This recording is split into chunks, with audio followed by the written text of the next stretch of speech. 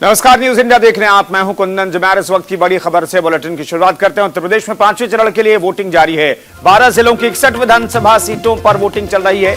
उत्तर प्रदेश में 3 बजे तक 46.28% मतदान हो चुका है। तो 3 बजे तक 46.28% वोटिंग अभी तक हो चुकी है। अगर श्रावस्ती की बात करें तो 3 बजे तक यहां पर 49% के करीब मतदान हुआ है।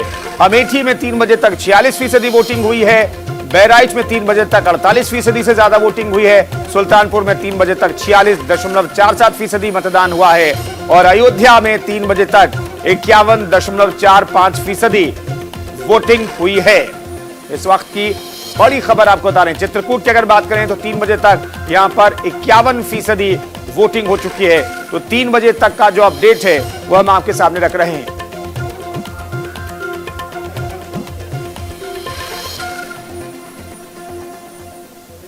रमेश ठाकुर राजनीतिक विश्लेषक हमारे साथ जुड़ रहे हैं इस खबर पर बातचीत करने के लिए। रमेश ठाकुर साहब, अभी तक जो 3 बजे तक का जो अपडेट है उसके मुताबिक 46% वोटिंग हुई है। मेरा सवाल यह है कि पिछले हम 4 फेज को देखें तो हर फेज में करीब 2 से 3% वोटिंग कम हुई है। इस बार 61 सीटों पर जो वोटिंग हो रही है, आपको क्या उम्मीद है, क्या आंकड़ा रहने वाला है वोटिंग प्रतिशत का? देखिए, सुबह से जब वोटिंग स्टार्ट हुई थी तो बहुत धीमी वोटिंग रही है। 9, 10, 11, 12 बजे तक वो उतनी ज्यादा तेजी नहीं है, लेकिन 12 बजे के बाद में सारे बूथों पे मतदाता बाहर निकले हैं। वहां पे लाइनें भी लगी हुई देखी हैं। कहा जाता है कि जो शुरुआती दौर होता है वोटिंग का किसी भी क्षेत्र में और किसी भी पोलिंग बूथ में, वहां पे जो ग्रामीण क्षेत्र आसपास का होता है वो वोटर सबसे ज्यादा जाते हैं। 3 बजे के बाद 3, 4, 5 और 8 तक वहां शहरी वोटर जाता है, क्योंकि ये जो आबादी है वाला जो क्षेत्र है, यहाँ पे शहरी वोटर उतना नहीं है जितना प्रभाव यहाँ पे ग्रामीण क्षेत्र रखता है। अब 3 बजे के बाद 3 बजे तक कमोबेश कहीं पे 40, 50, कहीं पे 51% भी वोटिंग हुई है। तो मुझे लग रहा है 6 बजे तक जब वोटिंग खत्म होगी तो ये आंकड़ा बढ़ेगा और एक एवरेज आंकड़ा आप कह सकते हैं। लेकिन जितना इलेक्शन कमीशन और जितना राज्य सरकारें ये प्रचार कर रही थी और जितना कोशिशें कर रही थी कि इस बार का जो वोटिंग प्रतिशत है जो पिछले बार का रहा था 65 के करीब में, उससे आगे निकल जाएगा, मुझे लगता नहीं है कि वो आंकड़ा पार करेगा। क्योंकि कई वोटर कौशाम्बी में आप 3 बजे तक देखिएगा, क्योंकि वोटरों की उदासीनता आ रही है, लोग आ नहीं रहे थे। और वहीं आप जो वीआईपी सीट कौशाम्बी कही जा रही है, वहां पे भी कई जगहों पे ऐसे देखने को मिला है कि वहां पे लोगों ने दूरी बना रखी है। जी ठीक है, तो कुल मिलाकर के देखें तो अभी तक सेटिस्फैक्ट्री है वोटिंग प्रतिशत, लेकिन ये अगर 6 बजे तक बढ़ता नहीं है तो फिर वही आंकड़ा जो पिछले 4 फेज में देखने को मिला है वही आंकड़ा उभर करके सामने आएगा। रागिनी पांडे कौशाम्बी से हमारे साथ मौजूद हैं। रागिनी, वहां पर बूथों पर अब लोगों की संख्या दिखाई दे रही है क्या? वहां पर जो वोटिंग प्रतिशत अभी 3 बजे तक का जो अपडेट है उसके मुताबिक पिछली बार के मुकाबले क्या उम्मीद है? वोटिंग प्रतिशत बढ़ेगा या फिर यहां भी एवरेज वोटिंग ही होगी? देखिए, यहाँ पर जैसे जैसे वक्त बीतता जा रहा है वैसे ही लोगों की भीड़ जो है कम होती दिखाई दे रही है और कई जगहों पे भीड़ बहुत ही कम दिखी थी हमें। तो जहाँ तक उम्मीद की जा रही है कि 55 से 56% तक ही वोट प्रतिशत जाएगा, इससे ज़्यादा जाने की उम्मीद नहीं की जा रही है। क्योंकि बहुत सारे केस ऐसे आए हैं जिनके पास वोटर कार्ड तो है लेकिन उनका नाम नहीं आया है, वो वोट नहीं दे पाए हैं। और कई ऐसे रीज़न रहे हैं लोगों के जो मतदान देने नहीं निकले हैं। और सबसे बड़ी बात है कि लोगों में जागरूकता तो आई है लेकिन फिर भी लोग बहुत कम मतदान देने निकल रहे हैं। और अभी तक जो वोटिंग प्रतिशत आपने देखा है जो थोड़ा तेजी से बढ़ा है, लेकिन अब जो बूथों के अंदर की हम बात करेंगे तो वहाँ पे भीड़ बहुत कम हमें दिखाई दे रही है। जी, नीरज मिश्रा हमारे साथ प्रयागराज से जुड़े हुए हैं। नीरज, वहां के आंकड़े 3 बजे तक के जो हैं उसके हिसाब से जब वोटिंग बंद होगी तो क्या उम्मीद की जा रही है?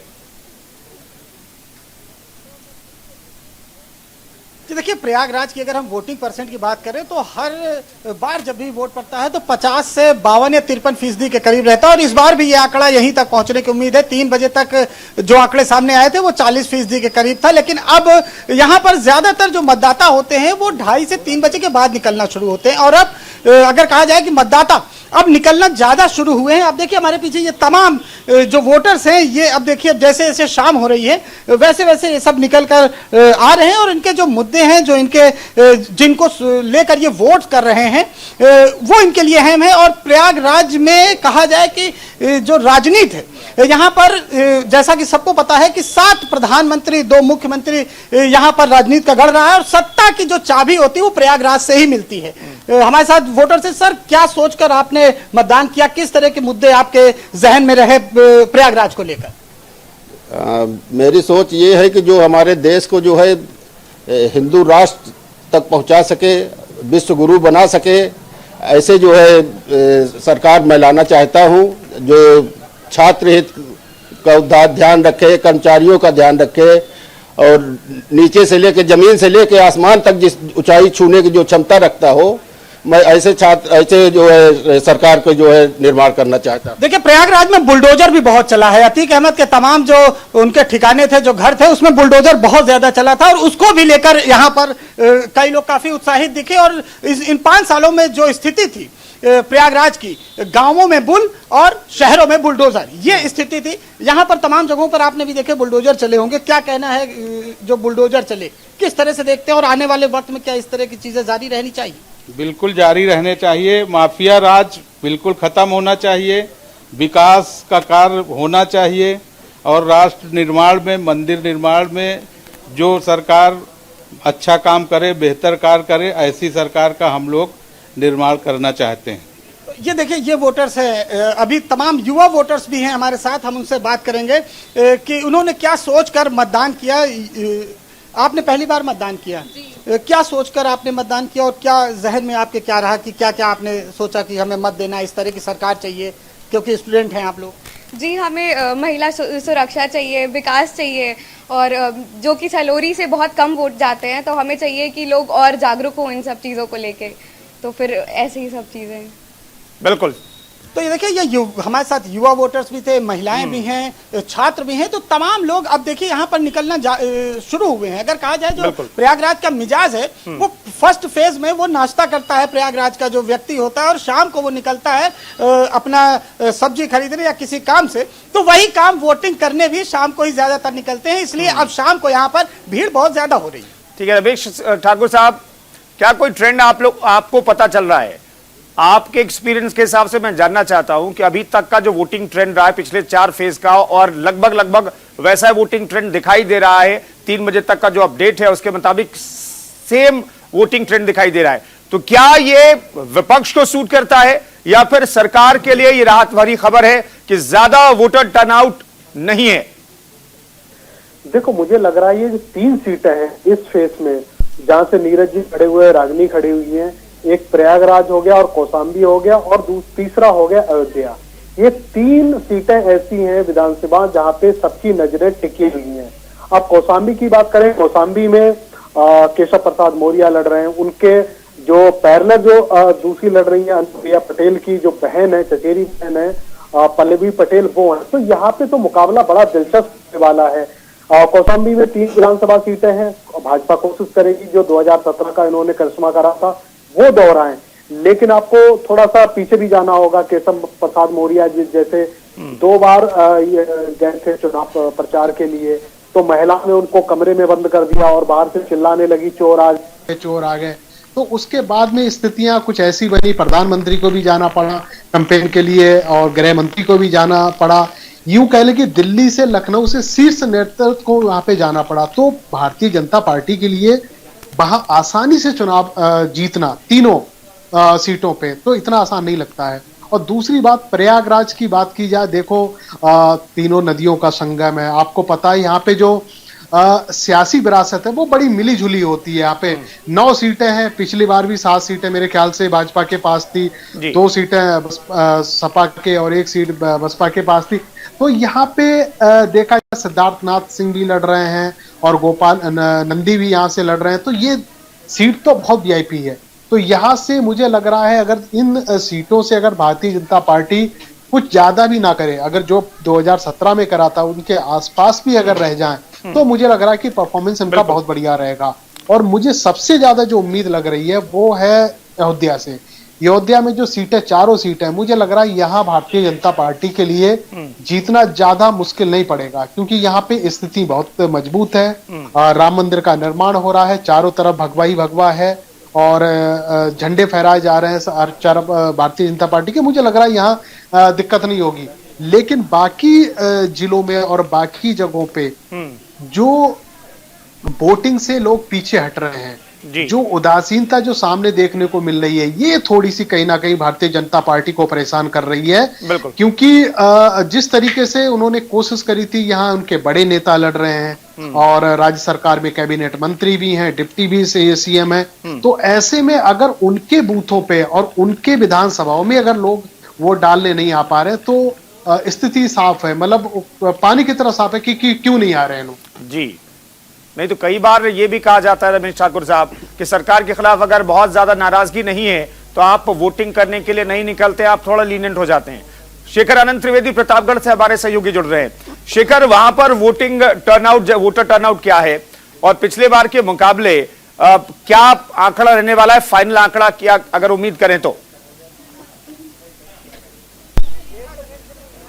बाकी जिलों की तरह यहाँ पर भी करीब 60% के आसपास प्रतापगढ़ में जो पोलिंग है वो दिखाई देगी। जैसे जैसे मतदान की प्रक्रिया आगे बढ़ रही है, सुबह से हम देख रहे हैं कि मतदान थोड़ा धीमा शुरू हुआ, लेकिन उसके बाद इसने रफ्तार पकड़ी और लगातार बाकी जिलों से कम्पीट करता हुआ ये 60% के आसपास आगे बढ़ रहा है। अब इसमें 2-4% ऊपर या नीचे वो हर जगह हर तरीके से सामने आता रहता है। लेकिन इसमें कोई दो राय नहीं है कि प्रतापगढ़ के जो 7 विधानसभा क्षेत्र हैं, यहाँ पर लगातार लोगों ने वोट डाले हैं और वोट डालने के अलावा जो इक्वेशंस हैं वो भी अपने आप में यहाँ पर काफ़ी दिलचस्प हो जाती हैं। कुंडा से अगर राजा भैया हैं तो बगल की जो बाबागंज सीट है ये भी राजा भैया के खाते की मानी जाती है। दूसरे छोर पर कौशाम्बी केशव प्रसाद मौर्य, इसके अलावा एक और रामपुर खास की जो सीट है वहां पर कांग्रेस आराधना मिश्रा मोना। तो इस तरीके से ये एक गैलेक्सी जैसी बन जाती है जहां अलग अलग पार्टियों के कद्दावर नेता अपने अपने निर्वाचन क्षेत्र में अपनी अपनी जगह तलाशते नजर आते हैं। बिल्कुल रागिनी, आपके साथ तो बहुत सारे युवा वोटर्स दिखाई पड़ रहे हैं, उनके जहन में क्या था? चूंकि रोजगार को लेकर के बार बार बातें की गई, बातें यहां तक की गई कि 20 लाख सरकारी नौकरी देंगे, कांग्रेस ने कहा, समाजवादी पार्टी ने कहा 10 से 12 लाख हम सरकारी नौकरी देंगे और आईटी सेक्टर में 20 से 22 लाख जॉब क्रिएट करेंगे। तो सवाल यह है कि जो युवा हैं उन्हें इन लोक लुभावन वादों पर, जॉब क्रिएशन पर भरोसा है क्या? देखिए, जो घोषणा पत्र हर पार्टी करती है वो कहीं ना कहीं चुनाव के मुद्दे से जुड़ा हुआ होता है और इसी मुद्दे पर हमारे साथ कुछ लोग हैं जिनसे हम बात करेंगे कि जो ये रोजगार देने की बात करती है सरकार, वो कितनी कारगर हुई है। जी, मेरा नाम रोहित अस्तोगी है और मैं सबसे पहले कहना चाहूँगा कि मैं इस उत्तर प्रदेश को उत्तम प्रदेश कह सकता हूँ, क्योंकि मेरी सरकार ने, उनका मेन मुद्दा था बिजली, पानी, सड़क, जो आज पूरा होता दिख रहा है, और दूसरा उनका मुद्दा था शिक्षा। लेकिन कोविड के कारण शिक्षा का कार्य भी पूरा नहीं हो सका है। लेकिन आगामी सरकार में, आगामी समय आने वाली सरकार में मुद्दा था रोजगार के, उस पे कितना कार्य हुआ है? रोजगार के मुद्दे पे कार्य हुआ है मैम, लेकिन थोड़ा ये कोविड के पूरा नहीं कर पाए, लेकिन आने वाले समय में पूरा करता दिखाई देगा। आप बताइए रोजगार के मुद्दे पे कितना कार्य किया? रोजगार मतलब ये नहीं होता केवल सरकारी नौकरी को केवल रोजगार नहीं कहा जा सकता। रोजगार मतलब होता है आपको इंडस्ट्री लगाई, उसमें वो भी रोजगार की गिनती में आता है। अगर कोई एक इंडस्ट्री लगती है उसमें 10 एम्प्लॉयमेंट जनरेट होता है तो वो भी एक रोजगार में आपको कंटिन्यू होता है। अगर आप एक इंडस्ट्री लगवा रहे हो, कोई PIL स्कीम के तहत कोई बड़ी सी मैन्युफैक्चरिंग इंडस्ट्रीज आ रही है, जैसे इतनी बड़ी बड़ी IT सेक्टर आज हमारे भारत में आ रही, निवेश करना चाहते हैं, इवन टेस्ला जैसी कंपनियां हमारे यहाँ आ रही है, तो वहाँ समय रोजगार वहाँ जनरेट हो रहा है। रोजगार मतलब केवल सरकारी नौकरी नहीं होता है मैम। हम पिछले 15 साल में जाए तो हर 5 वर्ष पे सरकार बदली है। पहले बसपा थी, फिर सपा आई, फिर बीजेपी आई। हाँ जी। तो तीनों सरकार में जो रोजगार का मुद्दा था क्या वैसा ही रहा है या उसपे कुछ कार्य हुआ? चेंजेस हुए हैं। अभी रिसेंटली में इकोनॉमिक सर्वे में बोला गया, GVA के रिकॉर्डिंग बताया गया कि इस कोरोना पैंडेमिक के अकॉर्डिंग भी हमारे 27% कंस्ट्रक्शन इंफ्रास्ट्रक्चर में बढ़ोतरी हुई है। झूठ बोल रहे हैं आपने। अच्छा, आप इकोनॉमिक सर्वे के ऊपर विश्वास रखते हैं? यहाँ पे जो है कि यहाँ पे पब्लिक खुद ही कंफ्यूज है कि उनको करना क्या है, उनको रोजगार के मुद्दे पे लाना है। बिल्कुल ठीक है रमेश ठाकुर साहब, ये जो विभाजन दिखाई देता है, जो वोटर्स, एक जाहिर सी बात है एक पार्टी के सपोर्टर होंगे, उनको वोट किया होगा, तो जिन्हें वोट किया उनके पक्ष में बातें रखी जा रही है। लेकिन ओवरऑल आपसे मैं जानना चाहूं कि रोजगार के मसले पर बहुत बड़ी बड़ी बातें हुई है और ऐसा लगा कि नई सरकार का गठन होगा तो बेरोजगारों को रोजगार मिल जाएगा, उनकी जिंदगी बदल जाएगी। लेकिन इस मसले पर जब मतदाता वोटिंग स्टेशन तक पहुंच रहा है, पोलिंग स्टेशन तक पहुंच रहा है, तो उसको आधार बना करके वोट कर रहा है क्या? देखिए, मुझे लग रहा है रागिनी ने जिस व्यक्ति से भी सवाल करा था उसके पैरेलल जवाब देने के लिए और भी खड़े हो गए। तो ऐसा नहीं है, जिस तरीके से व्याख्यान करा जा रहा है कि 4.5 लाख 5 लाख लोगों की हम लोगों ने नौकरी दी है, तो उसका जवाब भी मांगा जा रहा है। लोग पूछ भी रहे हैं कि किस तरीके से और कहां किसको नौकरी दी है, सारी चीजें हैं। देखो, बेरोजगारी का तो बड़ा मुद्दा है, इसको आप नकार नहीं सकते हो, लेकिन उत्तर प्रदेश की जो राजनीति है ना, वो जात समुदाय और हर चीजों में बटी रहती है। अब गोंडा का, अब इस समय गोंडा भी आज चुनाव हो रहा है, वहां की स्थितियां आपको पता ही है। एक बाहुबली क्षेत्र है और राजघराने का क्षेत्र है, 2 भागों में बटा होता है। वहीं सुल्तानपुर की स्थिति वैसी ही है, अमेठी की भी स्थिति ऐसी ही है। तो ये जो आज जो 5वें चरण का जो चुनाव हो रहा है, ये मुझे लग रहा है हर चुनाव से जो बीते 4 चरण बीत गए हैं और उसके बाद में 2 चरण और होने हैं, उससे सबसे बिल्कुल मुझे लग रहा अलग है। यहाँ पे अमेठी की, सुल्तानपुर की आप बात करें कि एक घराना होता था, गांधी परिवार यहाँ से लड़ता था, कांग्रेस के अलावा कोई यहाँ पे जीतता नहीं था। लेकिन आप स्थिति आप देखिएगा 2007 के बाद में बदल गई हैं। वहां पे कांग्रेस का किसी जगह पे खाता भी नहीं खुला, बसपा का भी खाता नहीं खुला। तो मुझे लग रहा है जनता बहुत जागरूक हो गई है, जनता अपने से भी समझती है, सियासी समझ उनकी बहुत बड़ी हो गई है कि हमें इस बार का वोट कहां पे करना है। अभी मैं कह रहा था पीछे की इस बार का जो वोटिंग है बहुत कम हो रही है, तो आपने कहा कि जब सरकार से लोग संतुष्ट होते हैं तो वोटिंग इसी एवरेज से होती है, लेकिन ठीक बात है। लेकिन यह भी कहा जाता है कि वोटिंग बहुत कम हो तो सिटिंग गवर्नमेंट से नाराजगी होती है और बहुत ज्यादा भी हो तो सरकार से लोग नाराज होते हैं, ऐसा कहा जाता है। लेकिन मुझे लग रहा है ये जो वोटिंग जो एवरेज हो रही है, अगर 60 भी पार करती है, 65 तक भी अगर चला जाता है, तो स्थितियां मुझे लग रहा है नेट टू नेट फाइट की है। यहाँ पे अगर कोई भारतीय जनता पार्टी ये कहे कि 2017 में जिस तरीके से हमने सुनामी सारे सीटों पे लेके आए थे, तो ये कहना मुझे लग रहा थोड़ा सा जल्दबाजी नहीं देख रहे। शेखर, आप तो चूंकि पिछले 2 महीनों से वोटर्स के मन को टटोलने की कोशिश कर रहे हैं, हर जिले में आप गए, विधानसभा क्षेत्रों में गए, नेताओं से बातचीत की, लोगों से लगातार आप बातचीत करते रहे, आपने वोटर्स के मन को टटोलने की कोशिश की है। मेरा सवाल यह है कि रोजगार के इतर अगर रोजगार को मैं भी जोड़ दूं तो 2 से 3 और ऐसे कौन कौन से मसले हैं जिसके आधार पर वोटिंग करने के लिए लोग पोलिंग स्टेशन तक पहुंच रहे हैं? देखिए, जो लोग वोटिंग करने के लिए पोलिंग स्टेशन तक पहुंच रहे हैं, आमतौर पर किसी भी चुनाव में सड़क, बिजली, पानी मुद्दा होता था। सड़क, बिजली और पानी को लेकर के लोगों की शिकायतें उतनी नहीं हैं। सड़क को लेकर के कुछ जगहों पर शिकायतें जरूर हैं, लेकिन जो रोजगार का मसला आपने कहा है और इसके अलावा जो सुरक्षा का मसला बीजेपी की तरफ से रखा गया, इसके अलावा कांग्रेस की तरफ से अलग अलग तरीके की बातें रखी गई, तो ये सारी चीजें, हमारे साथ बहुत सारे लोग हैं, हम इनसे चर्चा करते हैं। और ये आप देखिएगा, परंपरागत सीट है कुंडा में, इस समय मैं हूं राजा भैया की। भाई ये बताइए कि रोजगार मुद्दा है या नहीं है कुंडा में? क्या बेरोजगारी कोई मुद्दा है? नहीं, ऐसा कोई मुद्दा नहीं है। कुंडा में सब रोजगार है, सब अपना कमा खा रहे हैं, ऐसा कुछ नहीं है। अच्छा, कमा खा रहे हैं। कैसे कमाते खाते हो भाई, बताओ? सब अपना अपना बिजनेस करते हैं, कोई अपना प्राइवेट सेक्टर में काम करता है और तरह तरह के अन्य भी जो कृषि है हमारा, जो कि हमारे भारत देश का प्रधान कारोबार खेती किसानी। ये बताओ कि भैया अलग अलग जिलों में हम गए, वहां पर लोग कह रहे हैं कि भाई सरकार के तरफ से नौकरी नहीं मिली, बेरोजगारी बहुत है। यहाँ कुंडा में ये क्यों नहीं है? राजा भैया जी, कोई दिक्कत नहीं यहाँ पे। हाँ, कोई मतलब दाल रोटी आराम से। हाँ, बिंदास, कोई दिक्कत नहीं। ये भी है भाई, आप देखिए, आप बताइए भाई क्या है कुंडा में बेरोजगारी है या नहीं है? नहीं है, सब अपना कमा रहे हैं। नहीं, बिल्कुल नहीं मिला हुआ है, बिल्कुल कोई अपना धंधा कर रहा है, कोई कर रहा है। राजा भैया के सौजन से किसी कोई दिक्कत नहीं। सरकारी नौकरी की चाहत? सर, सरकारी नौकरी का व्यक्ति अगर योग्य होगा तभी ना मिलेगी उसको। अगर अयोग्य व्यक्ति होगा तो क्या नौकरी कहाँ से मिल जाएगी? बाकी हर व्यक्ति अपनी स्वेच्छा अनुसार कमा रहा है, खा रहा है, सबकी दाल रोटी चल रही है और माननीय जी के शासनकाल में हर व्यक्ति सुकून से जी रहा है। यहाँ किसी प्रकार का कोई भय नहीं है। ठीक है, आप बताओ भाई, आपकी तो उम्र निकल गई, कभी कोई संकट, मतलब 93 से तो राजा ही भैया हैं यहाँ पे विधायक, तो उनके खिलाफ बोलना कुछ अच्छा नहीं लगता या कोई मसला है ही नहीं इस तरीके का? है ही नहीं। आप बताओ भाई। कोई दिक्कत नहीं है। कोई क्या करते हो तुम? कोई दिक्कत नहीं, मैं भी धंधा करता हूँ। अच्छा, सब बिजनेस करते हैं? सब बिजनेस करते हैं। तो ये भी एक सीन है उत्तर प्रदेश में। हम कुंडा में हैं इस समय और राजा भैया लगातार 93 से यहाँ पर विधायक चुने जाते हैं, अलग अलग सरकारों में वो मंत्री भी रहे। कुंडा के लोगों के अंदर अगर ये चीज है कि सरकारी नौकरी एक सीमित संख्या में मिल सकती है, हमें अपना रोजगार काम धंधा करना है तो उसका फायदा। अच्छा ये बताओ कि जो ये रोजगार को लेकर के कौशल विकास योजना और प्रधानमंत्री की तमाम रोजगार योजना, उसका कुछ फायदा मिलता है सरकार की योजनाओं का धंधे में? जी बिल्कुल मिल रहा है सर, सभी को मिल रहा है। जो व्यक्ति मिलता है उसके पात्र हैं वो सेंटर पे जा रहे हैं, एडमिशन ले रहे हैं, उसके लाभ ले रहे हैं। ये और दिलचस्प है क्योंकि राजा भैया ने अपनी पार्टी बनाई हुई है, जनसत्ता लोकतांत्रिक दल है उनके पार्टी का नाम। वैसे वो निर्दलीय लड़ते आए हैं, अलग अलग सरकारों में उन्होंने मंत्री पद जरूर संभाला है, लेकिन इन लोगों के भीतर एक उन्होंने जील पैदा की है कि आपको कुछ करना है। हाँ का है उन्होंने लोगों को, कुछ नहीं करना है तो भी करना है।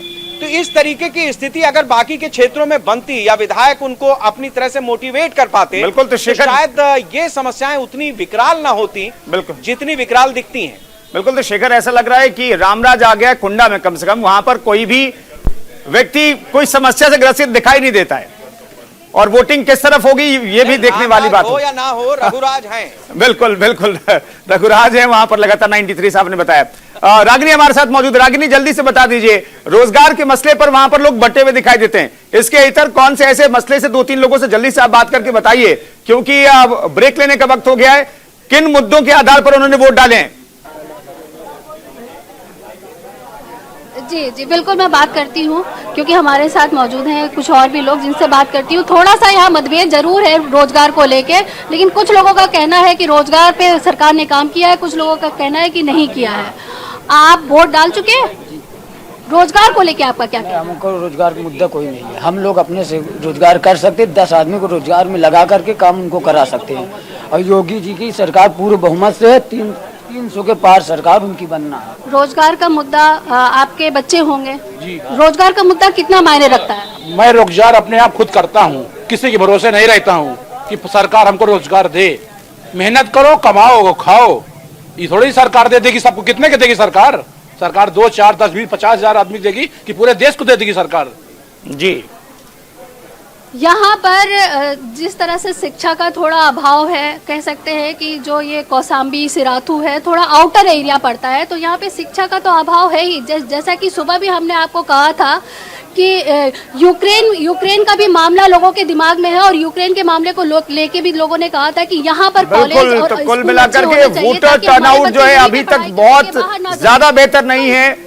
पिछले बार के मुकाबले लगभग वैसे ही वोटर टर्नआउट फिलहाल दिखाई दे रहा है। बहुत बहुत शुक्रिया रागिनी आपका, आप शेखर ने आपका भी बहुत बहुत शुक्रिया। रमेश ठाकुर हमारे साथ जुड़े थे, राजनीतिक विश्लेषक, उनका भी बहुत बहुत शुक्रिया।